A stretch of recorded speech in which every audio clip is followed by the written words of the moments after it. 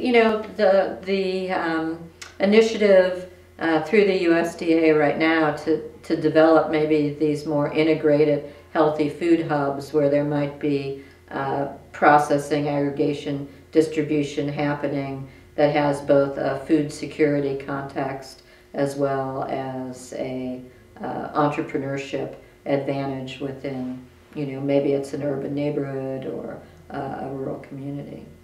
It was very fascinating to see the Cleveland Food Bank and the incredible new facility or relatively new facility that they've got.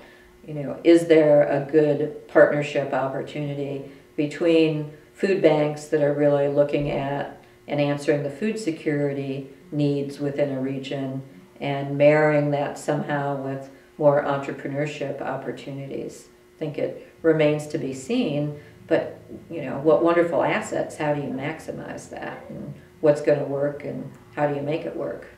And how much money will it take to do that prototyping and some of the experimentation to get it to work?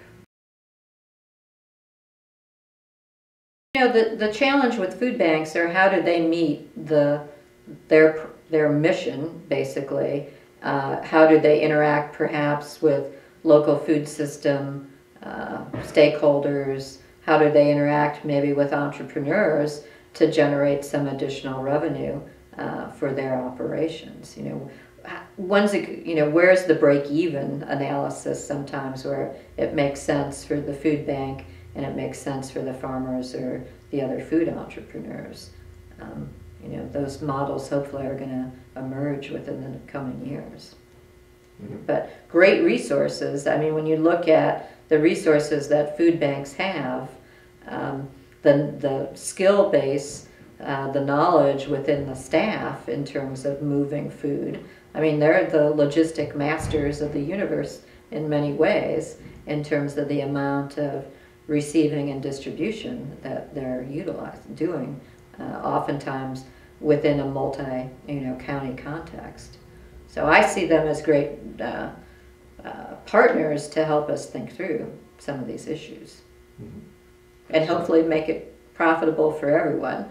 You know, I don't think we just want to say it from, you know, wearing the local food advocate hat. It's like, oh yeah, we want to play with you guys because you have all these wonderful assets. I think we also need to look at it from the point of view of the food banks, especially some of the food banks that have food service operations. You know, how does introducing more explicit entrepreneurship into their facilities, you know, how does that generate support or resources or revenue for them? You know, we're all in this together. If we really seriously want to model a food value chain, then we've got to make it an equitable transaction for everyone.